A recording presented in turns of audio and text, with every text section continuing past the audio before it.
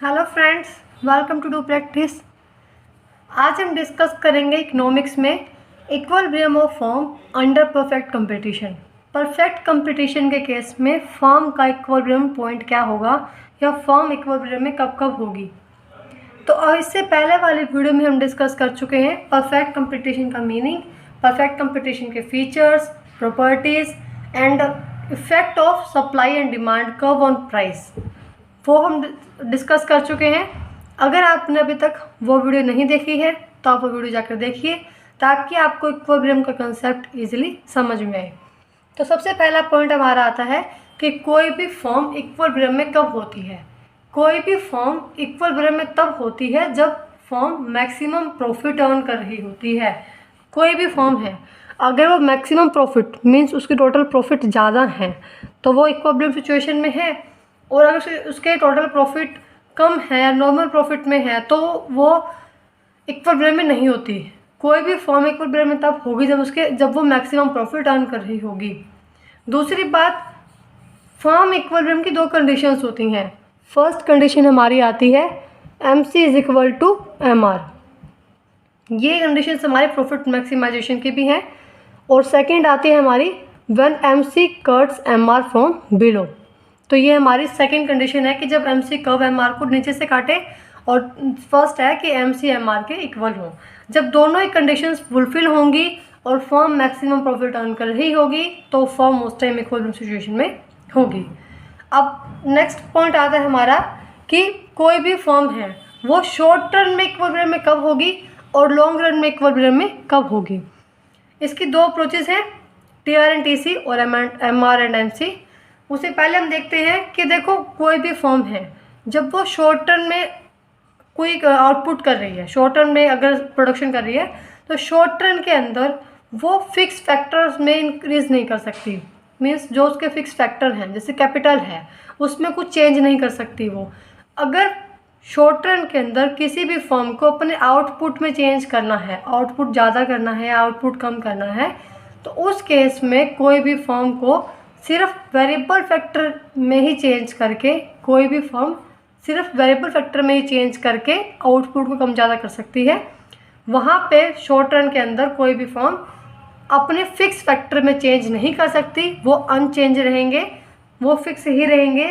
सिर्फ variable factors में change करके ही वो आउटपुट को कम ज़्यादा कर सकती है। तो अब हम देखते हैं कि शॉर्ट रन के अंदर इक्विलिब्रियम सिचुएशन फर्म की कब कब होती है। कोई भी फर्म है अगर वो काम कर रही है तो या तो उसको सुपर नॉर्मल प्रॉफिट होंगे, या उसको नॉर्मल प्रॉफिट होंगे, या उसको लॉसेस होंगे, या एक टाइम ऐसा आएगा कि वो फर्म बंद हो जाएगी, मीन्स उसका शटडाउन पॉइंट आ जाएगा। तो हम चारों ही पॉइंट्स डिस्कस करेंगे। फर्स्ट अप्रोच है हमारी TR and TC approach. Second approach है हमारी MR एंड MC अप्रोच। आपको पता है कि हम UGC नेट एग्ज़ाम की प्रिपरेशन कर रहे हैं, उसके पॉइंट ऑफ व्यू से तो UGC नेट एग्ज़ाम में आपको जस्ट कंसेप्ट क्लियर करना होता है कि कंसेप्ट में क्या कहा हुआ है।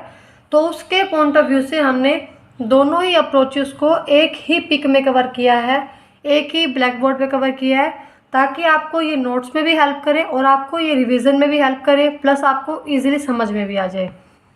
फर्स्ट अप्रोच है हमारी TR and TC approach, second है MR एंड MC अप्रोच। तो TR एंड TC अप्रोच के अकॉर्डिंग कोई भी फर्म इक्विलिब्रियम में कब होगी।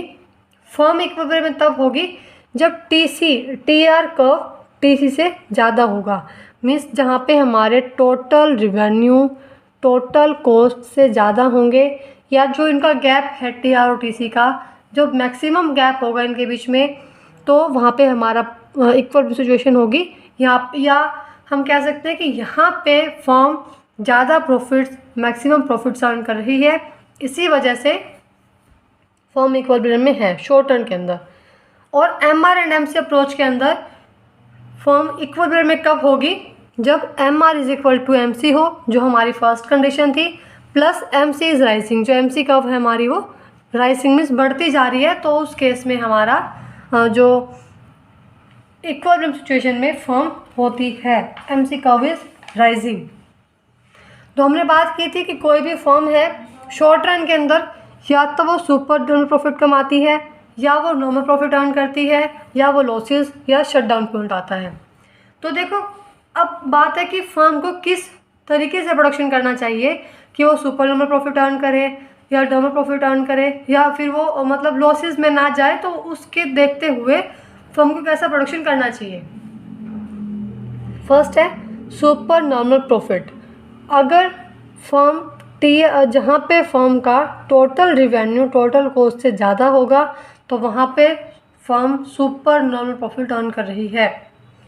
और MR&M से अप्रोच के अंदर जहाँ पे एवरेज रिवेन्यू एवरेज कॉस्ट से ज़्यादा है तो वहाँ पे firm super normal profit earn कर रही है। सेकंड है हमारा नॉर्मल प्रॉफिट। जब हमारा TR/TC के इक्वल है, मीन्स हमारा टोटल रिवेन्यू टोटल कॉस्ट के इक्वल है, तो वहाँ पे नॉर्मल प्रॉफिट आता है हमारा।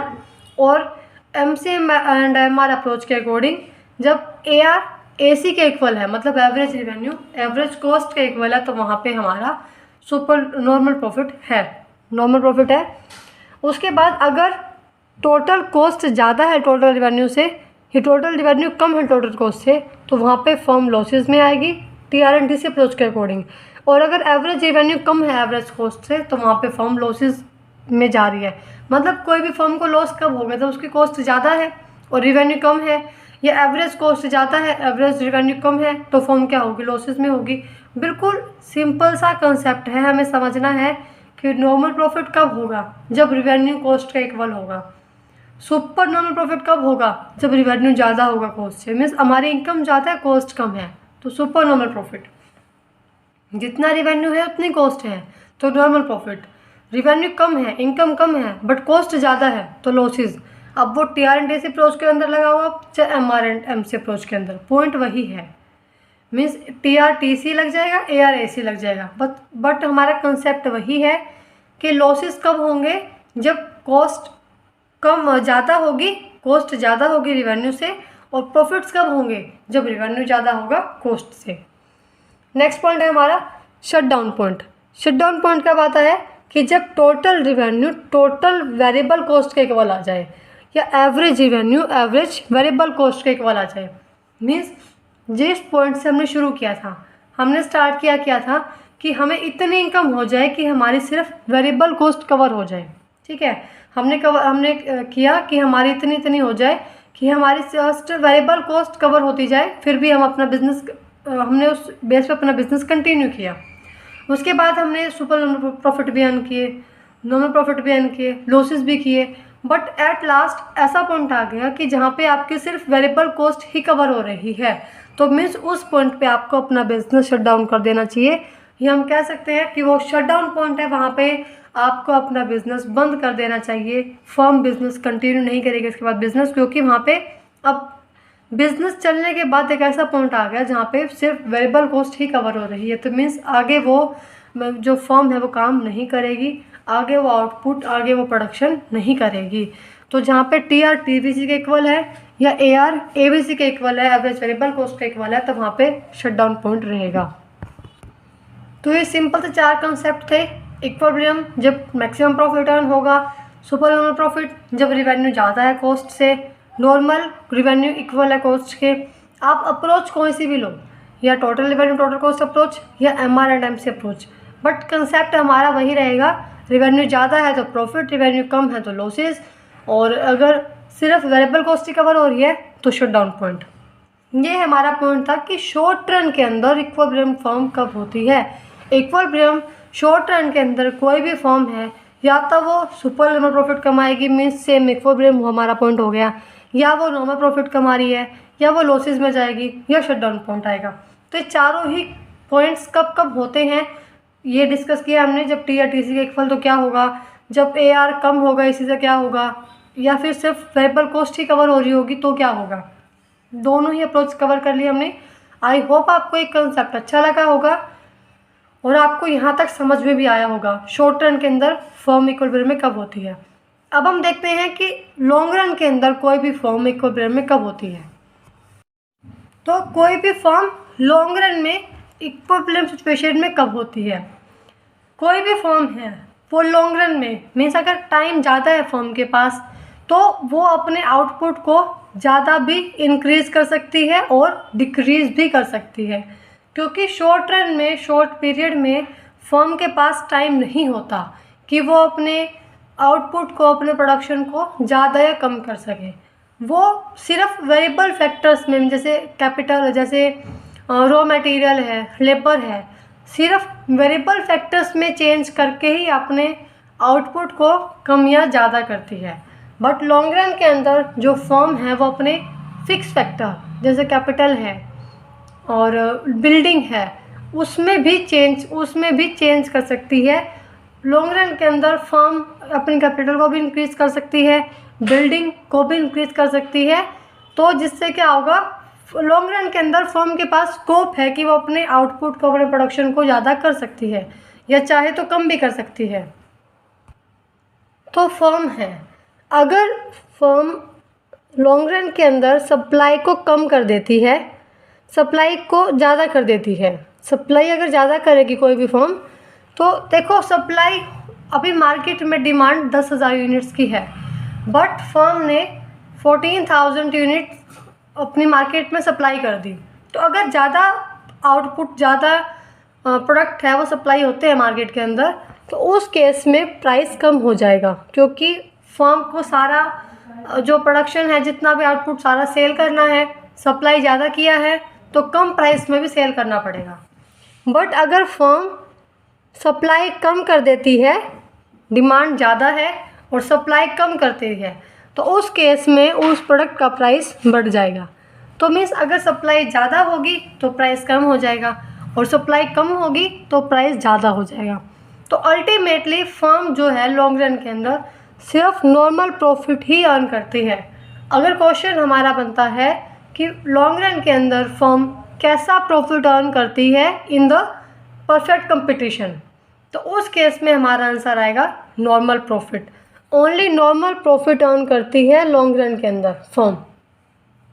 और इसमें कंडीशंस क्या है, शॉर्ट रन का एमसी लॉन्ग रन के एमसी के इक्वल होगा, एमआरएआर के इक्वल होगा, और शॉर्ट रन का एसी लॉन्ग रन के एसी के इक्वल होगा।